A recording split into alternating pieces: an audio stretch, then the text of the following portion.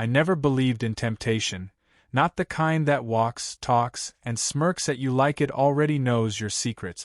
My name is Adrian, and for 3 years I was happy. Or at least I thought I was. My boyfriend Tom was safe, kind, predictable in the way people crave when the world outside gets too loud. We lived together in a 2-bedroom apartment just outside the city. White walls, matching mugs, and Spotify playlists we shared like vows. Then Dylan moved in. He was my stepbrother, technically. My mother remarried a man named Marcus, and Dylan was his son from a previous marriage. We met once, briefly, at the wedding. He wore a red tie, winked at me across the reception table, and disappeared before dessert. I forgot about him, or tried to. 2 months ago, he came to stay with us while looking for a job. Tom, being polite to a fault, offered our spare room without asking me first. I told myself it was temporary. I told myself it didn't matter. But the second Dylan walked through our front door, the air changed. He was taller than I remembered, tighter jaw, the kind of confidence that wasn't loud, just there. He didn't knock. He never knocked. He moved like he belonged. His bag hit the floor. His boots kicked off. Then he looked at me, right into me, and said, "Miss me?" I laughed, awkwardly. "You were gone long enough." He shrugged. "I'm here now." I wish I could say I ignored it, that I didn't notice the way his shirt clung to his chest when he stretched, or how he left the bathroom door open just enough to hear him humming in the shower, that I didn't feel something shift when he brushed past me in the kitchen, hand on the small of my back, lingering like heat. But I did notice. And the worst part? I didn't hate it. Tom didn't see it. Or maybe he didn't want to. He worked late, always the diligent provider, and trusted people like it was a virtue. He welcomed Dylan like family, offered him food, stories, even his old dress shirt. "He's just trying to find his footing," Tom would say. "We should help." I told myself Dylan was just playing, that it was harmless flirting, some twisted version of masculine teasing. Boys being boys, right? But this wasn't locker room banter. It was something heavier, sharper. One night, I found Dylan in the living room, lying across the couch like it owed him something. His shirt was unbuttoned halfway. A movie played, but he wasn't watching it. His eyes were on me. "Want to sit?" he asked, patting the space next to him. I hesitated. "There's another chair." He grinned. "But this one's warmer." I sat anyway. We didn't speak for a full 10 minutes. Just sat there, the silence thick, broken only by the sound of dialogue I wasn't listening to. Then he leaned in, close enough that I could smell his cologne. Dark, expensive, like trouble wearing a nice suit. "You always this quiet?" he asked. "Only when I don't know what to say." "You could ask me why I'm here." I turned to him. "Why are you here?" He held my gaze for a beat too long. "Because you never looked away at the wedding." My chest tightened. I was being polite. "No," he said. "You were curious." I stood up, fast, pretending I had to check something in the kitchen. My hands shook as I opened the fridge and stared into it like the answer to my discomfort lived somewhere between the milk and leftover lasagna. Dylan didn't follow. He didn't have to. His words stayed behind, echoing off the walls. That night, I lay in bed beside Tom, who snored lightly, unaware. I watched the ceiling fan spin and thought about hands on my back, fingers tracing skin they shouldn't touch. I hated myself for wondering. The days that followed blurred into something tense and wordless. Dylan walked around in towels too low and smiles too wide. Tom stayed busy. I stayed silent. And every time Dylan touched my shoulder, every time he whispered, "Hey," just a little too close to my ear, I felt something unravel. One afternoon, I came home early from work. Tom was still at the office. The apartment was quiet. I opened the front door and there he was. Dylan. In the hallway. Shirtless. Wet hair. A towel slung around his waist, water dripping onto the floor. He smirked like the universe was daring me. I froze. He didn't. As he passed me, his hand brushed mine. Deliberate. Hot. Neither of us said a word. He disappeared into his room, and I stood there, in the middle of my own apartment, heart pounding like a drum I couldn't silence. I wanted to scream. I wanted to run. I wanted to pretend none of it meant anything. But I didn't move, because deep down I already knew. Something had started, and I didn't know how to stop it. I stopped pretending things were normal the night Dylan knocked on my bedroom door. It was just past midnight. Tom had fallen asleep beside me an hour earlier, his arm wrapped loosely around my waist. His breathing was steady, unaware. The knock was soft, like a secret asking to be let in. I slipped out of bed carefully, afraid even the shift in mattress might wake him. My heart pounded as I opened the door to the hallway. Dylan stood there, barefoot, t-shirt clinging to him like a second skin. His eyes glinted in the dark. "You're up," he said, voice low. "You knocked. Didn't think you'd come." "I shouldn't have." "But you did." "I didn't answer. I didn't need to." He nodded his head toward the kitchen. "Drink." I followed him. He poured whiskey into 2 glasses. No ice. No conversation. We sat across from each other at the table, the silence between us thick as fog. "Tom's good to you," Dylan said finally. "Yeah. He is." "Then why do you keep looking at me like that?" I didn't realize I was. I swallowed hard, the burn of whiskey doing nothing to help. "You're imagining it," I muttered. He leaned forward, elbows on the table. "You're not the type to imagine things." There was something about the way he spoke, like he knew my spine better than I did. Like he had already walked the edges of my shame and memorized the map. "Dylan," I said slowly, "this isn't a game." He didn't blink. "I'm not playing."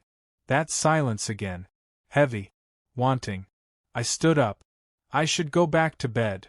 He stood too, blocking my path. Not aggressively, just there. Solid. Closer than I could breathe around. "You ever wonder?" he asked. "Wonder what?" "If it had been me at that wedding. If we weren't technically family. If Tom wasn't in the picture." I laughed nervously. "That's a lot of ifs." "And yet," he said, stepping closer, "you haven't moved." I told myself to walk away. To go back into that bedroom, curl up beside Tom, and pretend none of this was happening. But I didn't. Dylan's hand brushed against mine. Not accidental. Intentional. Measured. His fingers lingered. I closed my eyes. "I shouldn't," I whispered. "Then tell me to stop." But I didn't. He kissed me. It wasn't gentle. It wasn't hesitant. It was deep, messy, consuming. Like he'd been starving for years and finally had permission to devour. And worse, I kissed him back. The shock wasn't in the act itself, it was in how natural it felt. How my hands found his waist like they belonged there. How my lips parted like they remembered him from some forgotten place. He pulled back first, breathless, smirking. So much for trying. I stepped back like the floor burned. That didn't mean anything. Don't insult us both. I love Tom. Maybe, he said. But right now, you want me. I wiped my mouth with the back of my hand, disgusted with how much of him still lingered. This was a mistake, I muttered. He raised an eyebrow.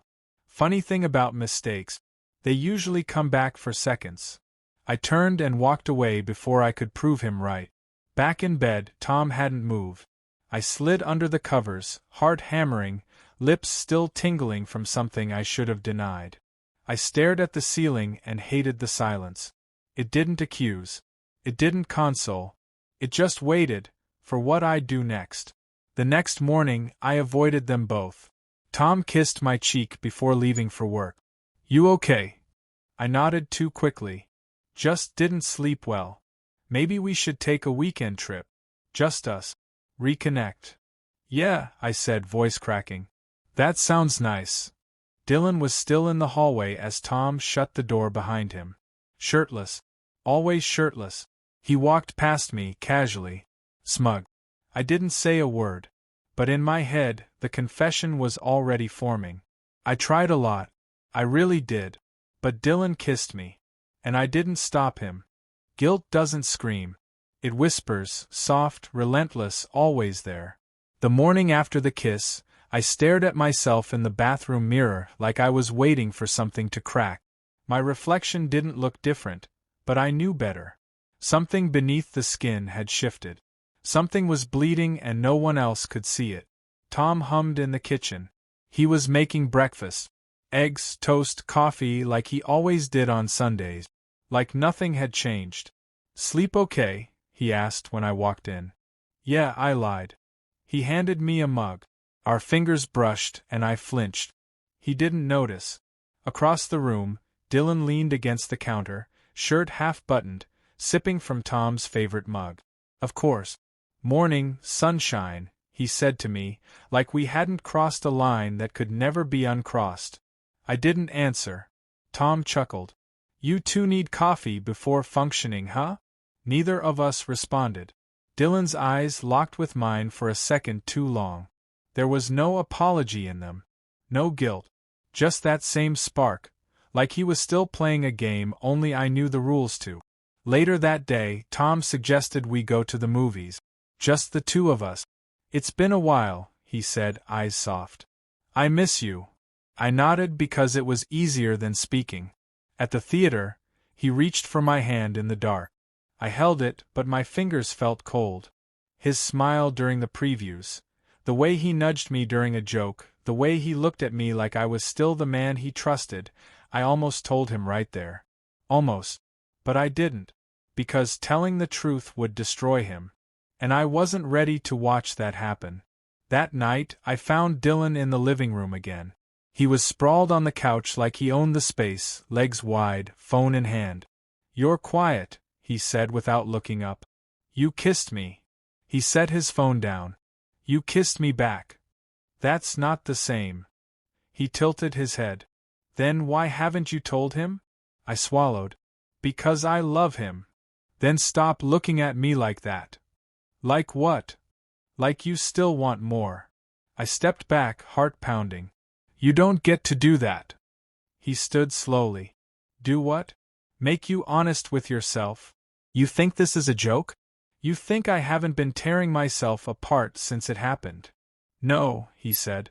"I think you're addicted to pretending you're the victim." The words hit harder than I expected.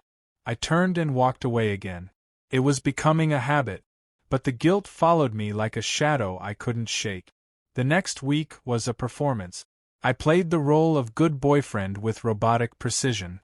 I laughed at Tom's jokes, cooked his favorite meals, even kissed him with lips that still remembered Dylan. But behind every smile was a crack. Tom noticed. He didn't say it out loud, but I saw the doubt in his eyes. The way he hesitated before touching me.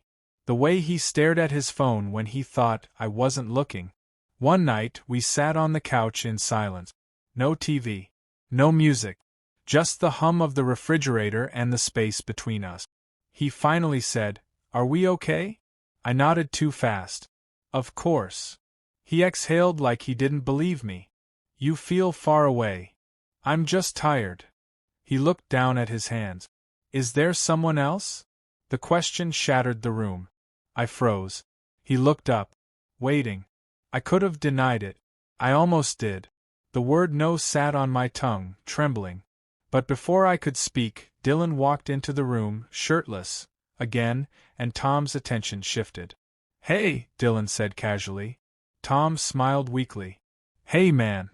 Then he turned back to me. "I just want you to be honest."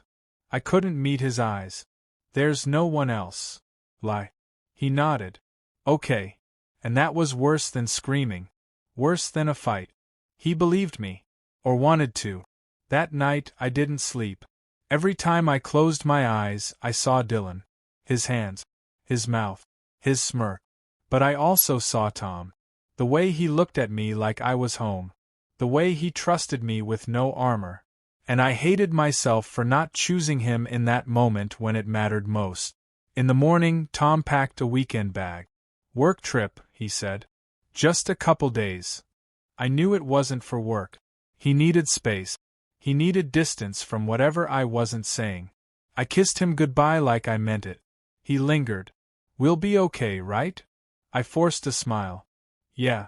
As soon as the door closed, I turned around and found Dylan standing in the hallway.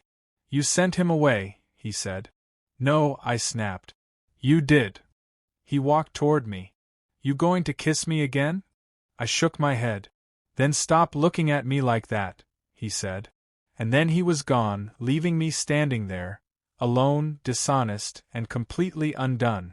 The apartment was too quiet without Tom. I thought his absence would bring relief, a pause to think, to breathe. Instead, it made every sound louder. Every creak of the floor. Every beat of my heart. Every second I was alone with Dylan. He didn't knock anymore. He didn't need to. It was the second night after Tom left. I was sitting at the kitchen table, nursing another glass of whiskey, when Dylan appeared in the doorway. Barefoot. Hair wet. Eyes locked on me. I thought you'd be gone by now, I muttered. Why? He asked, stepping in. You're the one who kissed me second. That was a mistake. He smirked. You keep calling it that, but you haven't stopped. He sat across from me, casually, like this was any other conversation. Like we weren't burning in slow motion. I love him, I said, voice low. I believe you, Dylan replied, not missing a beat. But you want me. And those aren't the same thing. I stared into my glass, as if I could drown in it instead of what I felt. What do you want from me? Everything, he said simply. But I'll settle for the truth. Silence again. It always came back to that. I leaned forward. You ruined everything. No, Dylan said, his voice sharper now. We ruined everything. I just had the guts to act on it. That's not courage, I spat. That's chaos. Maybe. But chaos doesn't knock unless it's already inside you. He stood and walked toward me slowly. Deliberate. Dangerous. His hand slid across the table, touching mine like he owned the skin beneath it. I didn't mean for any of this to happen, I whispered. But you didn't stop it either. He leaned in. Tell me to walk away. I opened my mouth, but the words didn't come. Because they would have been lies. I couldn't tell him to leave. I couldn't say I didn't want him. And that truth, that horrible truth, was worse than cheating. It was betrayal born out of desire I couldn't bury. He kissed me again. And this time I let him. No hesitation. No protest. It was hungry, rough, unhinged. It was everything I never allowed myself to crave. My back hit the wall, his hands slid under my shirt, and for a moment, just a moment, I forgot who I was. And then the door opened. Tom stood there, keys still in hand, bag still slung over his shoulder. His eyes landed on us, mouths pressed, bodies locked, shirts half undone, and he froze. Time fractured. I shoved Dylan away. Tom didn't speak, didn't blink, just stared, like watching his world collapse in real time. Tom, I stepped forward, panic twisting in my chest. I thought you weren't coming back until tomorrow, he finished, voice hollow. I said nothing. Dylan didn't either. Tom's gaze moved between us. He didn't cry. He didn't scream. He just nodded once. A soft, broken gesture. How long? He asked. I swallowed. It was a mistake. That's not what I asked. 2 weeks. Silence. He set his bag down slowly. I thought you were just distant. I thought maybe you were stressed. But it was him. I didn't mean. Yes, you did, Tom cut in. You meant it every time you didn't say no. He turned to Dylan. You've been under my roof. I fed you. I gave you my home. Dylan's jaw tightened, but he didn't respond. Tom shook his head. I don't even know which of you I hate more. I stepped forward, desperate. Please don't. Don't what? He snapped. Don't leave? Don't feel betrayed? He laughed, short, bitter. You kissed him in our kitchen. He grabbed his bag and walked toward the door. I followed. Please, just talk to me. He stopped and turned, eyes full of something I couldn't name. Disgust? Hurt? Maybe both. You made your choice, Adrian. And just like that, he was gone. The door clicked shut behind him. Silence fell. This time, it didn't feel heavy. It felt final. I collapsed into the nearest chair, hands in my hair, chest heaving. Dylan sat across from me again. Calm, Phil. He was going to leave eventually, he said. I looked up, eyes wet, voice cracking. You don't know that. I know he doesn't see you like I do. No, I said. He saw me as someone he could trust. Dylan didn't flinch. And yet, here we are. I stood up, suddenly sick of the room, the air, the taste of him still on my tongue. I don't know what the hell this is, I snapped. But it's not love. He leaned back, unfazed. Maybe not. But it's real. I stared at him. At the man I shouldn't have wanted. The man I couldn't stop wanting. And then I walked to the bedroom. Alone. I shut the door behind me, locked it, and slid down to the floor. Outside, Dylan moved through the apartment like nothing had changed. Inside, I finally cried. Because I never meant to choose him. But I did.